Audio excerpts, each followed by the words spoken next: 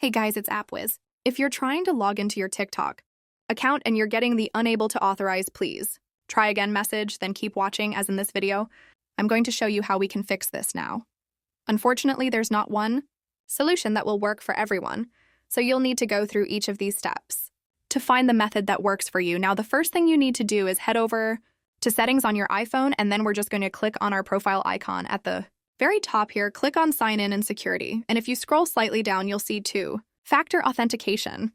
You need to make sure this is turned on, like I have mine here. Then we can come back out of this window, come back again over to the settings menu, scroll down slightly to general and click this scroll down to VPN and device management and select that. And you need to make sure that you're disconnected from any VPNs on your phone.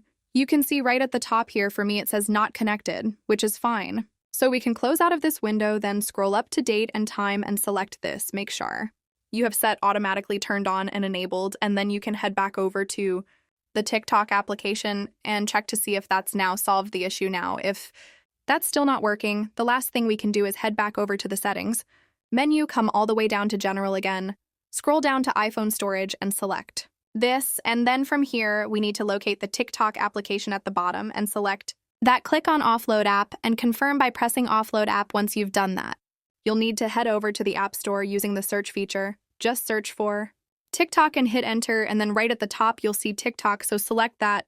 And then you can just click this download button here, and that's going to go ahead and update the app for you. So just wait a few seconds while that updates and reinstalls. And once that's finished, you can then launch up the TikTok app. And that should have now fixed the unable to authorize issue. And that's it, guys. If you did find this video helpful, then please consider dropping a like and subscribing. Thanks for watching.